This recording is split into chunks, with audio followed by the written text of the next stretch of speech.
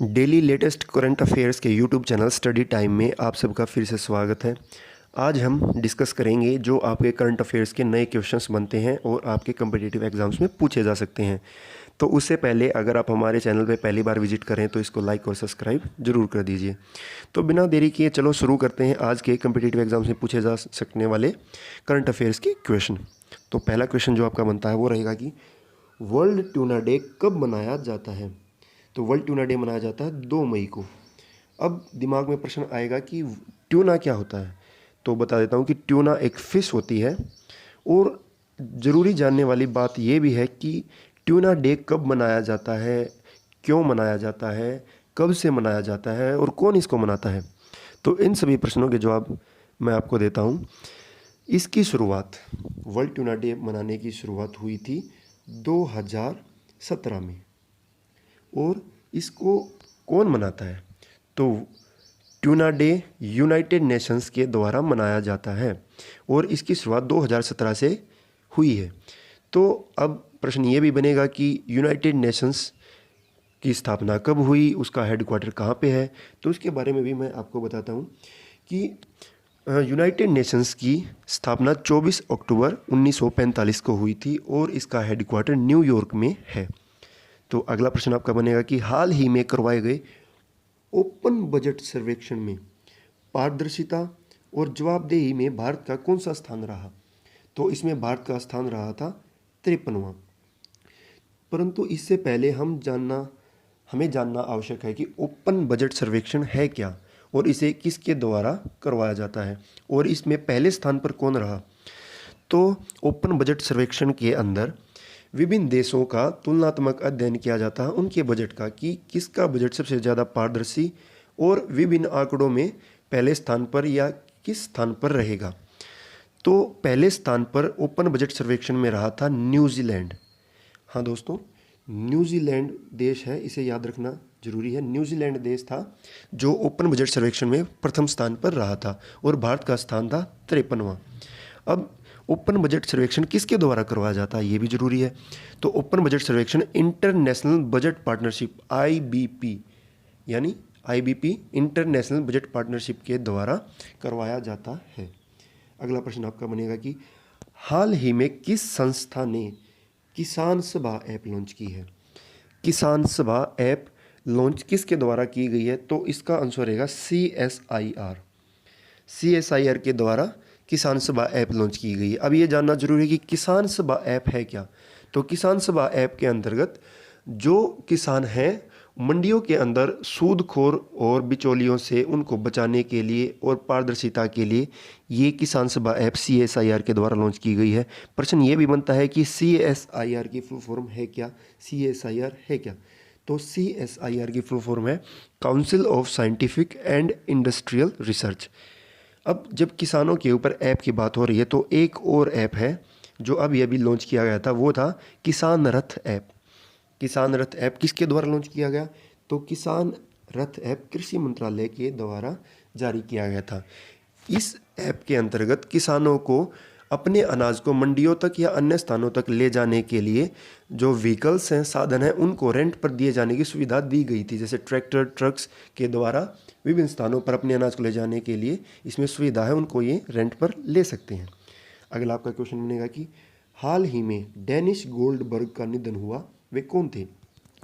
यह भी एक इम्पोर्टेंट क्वेश्चन है। डेनिस गोल्डबर्ग एक सामाजिक कार्यकर्ता थे, परंतु डेनिस गोल्डबर्ग है कौन और इतनी सुर्खियों में क्यों है ये भी जानना जरूरी है ताकि इसको आसानी से समझा जा सके। तो डेनिस गोल्डबर्ग जो एक सामाजिक कार्यकर्ता थे, वो नेल्सन मंडेला के साथ रंग भेद के खिलाफ जो कार्यक्रम उन्होंने किया था उनमें उनके साथ कार्यरत थे और उनके साथ कार्य किया था। वे इस कार्यक्रम के कारण 22 साल तक जेल में भी रहे थे। तो ये कारण है कि डेनिस गोल्डबर्ग इतनी सुर्खियों में रहे हैं। अगला प्रश्न जो आपका बनेगा वो रहेगा कि हाल ही में किस देश की क्रिकेट टीम स्टेट क्रिकेट में शीर्ष स्थान पर रही थी। ये सबसे मुख्य क्वेश्चन है स्पोर्ट्स का जो करंट अफेयर में पूछा जा सकता है। तो किस देश की क्रिकेट टीम टेस्ट क्रिकेट में शीर्ष पर रही। तो इसका आंसर है ऑस्ट्रेलिया। हाँ दोस्तों, ऑस्ट्रेलिया की क्रिकेट टीम टेस्ट क्रिकेट में प्रथम स्थान पर रही है। इससे पहले भारत का स्थान प्रथम में था, परंतु अब मैं इसके बारे में आपको और ज़्यादा डिटेल में बताऊंगा। टेस्ट में पहले स्थान पर है ऑस्ट्रेलिया और दूसरे स्थान पर न्यूजीलैंड और भारत का नंबर आता तीसरे स्थान पर। अगर हम बात करें ओडीआई की, तो ओडीआई में भी पहले स्थान पर है इंग्लैंड, दूसरे स्थान पर है अपना इंडिया और तीसरे स्थान पर रहता है न्यूजीलैंड। T20 में पहले स्थान पर ऑस्ट्रेलिया की टीम है, दूसरे स्थान पर न्यूजीलैंड की टीम है और तीसरे स्थान पर इंडिया की टीम है। तो भारत का स्थान पहले नंबर पर नहीं है किसी भी टेस्ट, ओडीआई, T20 किसी भी प्रारूप में। टेस्ट में भारत का प्रारूप तीसरे स्थान पर है, ओडीआई में दूसरे स्थान पर और T20 में पहले स्थान पर है। अगर ऑस्ट्रेलिया की बात होती है तो ऑस्ट्रेलिया की राजधानी है कैनबरा, ऑस्ट्रेलिया की राजधानी है कैनबरा और ये भी ओशनिया महाद्वीप का सबसे बड़ा देश है। अब आईसीसी की बात हुई है तो आईसीसी की स्थापना कब हुई और इसका हेडक्वार्टर कहाँ पर है? तो आईसीसी की फुल फॉर्म रहेगी इंटरनेशनल क्रिकेट काउंसिल और इसकी स्थापना 1909 में हुई तथा इसका हेडक्वार्टर दुबई में है। पहले ये इंग्लैंड के अंदर ही था परंतु बाद में इसे दुबई में शिफ्ट कर दिया गया। अगला प्रश्न जो आपका बनेगा वो रहेगा कि हाल ही में किस देश ने कोरोना वायरस प्रकोप की उत्पत्ति को अंतर्राष्ट्रीय जांच की मांग की है? तो ऑस्ट्रेलिया ही इसका आंसर रहेगा। ऑस्ट्रेलिया ने कोरोना वायरस की उत्पत्ति के बारे में उसकी संदिग्धता के उपलक्ष्य में अंतर्राष्ट्रीय जांच की मांग की है और अमेरिका ने इस जांच में उनका साथ देने की बात की है। अगला प्रश्न आपका बनेगा कि हाल ही में प्रोफेसर बी लाल इंडिया रीडिस्कवर्ड नामक ई बुक किसने लॉन्च की? तो इसका आंसर है प्रहलाद सिंह पटेल। प्रहलाद सिंह पटेल ने प्रोफेसर बी लाल इंडिया रीडिस्कवर्ड की ई बुक लॉन्च की। अब बात आती है समझने के लिए कि प्रहलाद सिंह पटेल है कौन। प्रहलाद सिंह पटेल हमारी भारत सरकार के सेंट्रल संस्कृत मिनिस्टर हैं। तो उन्होंने ये बुक लॉन्च की है। तो ये बुक लॉन्च क्यों की, ये बी लाल हैं कौन, ये भी बहुत जानने का प्रश्न है ताकि आसानी से इसको समझा जा सके, रट्टा न मारना पड़े। तो बी लाल हैं एक जाने माने पुरातत्वविद हैं, तो उनके ऊपर ये ई बुक लॉन्च की गई थी। तो अगला आपका प्रश्न जो बनेगा वो रहेगा कि किस जल प्रबंधन प्राधिकरण को आधिकारिक तौर पर जल शक्ति मंत्रालय के अधीन लाया गया है? तो इसका आंसर है कावेरी जल प्रबंधन प्राधिकरण। दोस्तों, कावेरी जल प्रबंधन प्राधिकरण ये बहुत ही ज़्यादा सुर्खियों में रहता है। इसका कारण क्या? इसका कारण है कावेरी जल विवाद। तो इसका और आगे जानने के लिए ये आवश्यक है कि हम ये जानें कि कावेरी जल विवाद है क्या, जिसके ऊपर ये जल प्रबंधन बनाया गया है। तो कावेरी जल विवाद कावेरी नदी पर है और दो राज्यों के बीच में है। वे दो राज्य हैं कर्नाटक और तमिलनाडु। कर्नाटक और तमिलनाडु दो राज्य हैं जिनके अंदर कावेरी जल विवाद चलता रहता है। अब इसको जल शक्ति मंत्रालय के अधीन आधिकारिक ऑफिशियल तौर पर लाया गया है। अब प्रश्न ये भी बनेगा जो आपके करंट अफेयर्स में निकल के आता है कि जल शक्ति मंत्रालय ये क्या है, इसके अंदर इसके मिनिस्टर कौन है?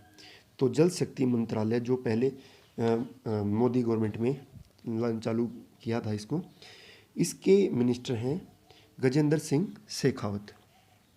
अगला आपका प्रश्न जो बनेगा वो रहेगा कि हाल ही में श्रमिकों के लिए किस राज्य ने ऑनलाइन आवेदन प्रणाली शुरू की है? तो इसका आंसर रहेगा कर्नाटक। कर्नाटक ने श्रमिकों के लिए ऑनलाइन आवेदन प्रणाली शुरू की है। अब ये ऑनलाइन आवेदन प्रणाली है क्या, इसके बारे में भी जान लेते हैं ताकि इसको आसानी से समझा जा सके। जो भी प्रवासी श्रमिक कर्नाटक के अंदर रह रहे हैं, अगर उनको अपने राज्य में वापस प्रवास करना, वापस जाना है तो उनको ऑनलाइन आवेदन पर पंजीकरण करवाना पड़ेगा। या फिर कोई कर्नाटक राज्य का श्रमिक है जो बाहर किसी राज्य में फंसा हुआ है तो वो भी इस पर पंजीकरण करवा सकता है और उसको इसमें सहायता दी जाएगी। तो कर्नाटक वो राज्य है जिसने श्रमिकों के लिए ऑनलाइन आवेदन प्रणाली शुरू की है। अगला आपका प्रश्न जो बनेगा वो रहेगा कि मुफ्त स्वास्थ्य बीमा करने वाला राज्य कौन सा बना है? तो इसका आंसर है महाराष्ट्र। महाराष्ट्र पहला राज्य बना जिसने स्वास्थ्य बीमा प्रदान करने की पहल की है। तो ये स्वास्थ्य बीमा किस नाम से स्टार्ट किया गया है ये भी पूछा जा सकता है आपसे। तो ज्योतिबा फुले जन आरोग्य योजना के तहत ये बीमा प्रदान किया जाएगा। इसमें सभी लोगों को मुफ्त में स्वास्थ्य बीमा दिया गया है। अब महाराष्ट्र की बात कर रहे हैं तो बात ये भी कर लेते हैं कि महाराष्ट्र के सीएम कौन है। महाराष्ट्र के सीएम है उद्धव ठाकरे और वहाँ के गवर्नर हैं भगत सिंह कोश्यारी। एक नया करंट अफेयर का क्वेश्चन जो कुछ दिनों पहले आया था वो ये भी रहेगा कि बॉम्बे हाई कोर्ट के नए चीफ जस्टिस कौन बने हैं। तो दीपांकर दत्ता, याद रखना, दीपांकर दत्ता बॉम्बे हाई कोर्ट के नए चीफ जस्टिस नियुक्त किए गए हैं। तो दोस्तों, कैसी लगी वीडियो, कैसे आए ये क्वेश्चंस आपके रहे, और किस प्रकार की इसमें मॉडिफिकेशन और की जा सकती है, किस प्रकार के क्वेश्चंस आपके लिए लाए जा सकते हैं, तो इसको आप कमेंट बॉक्स में ही बता सकते हैं। और तब तक के लिए आप अपनी स्टडीज़ पे फोकस कीजिए और करंट अफेयर्स के लिए हमारे चैनल को सब्सक्राइब कीजिए और हमारी वीडियोस को लाइक कीजिए। धन्यवाद।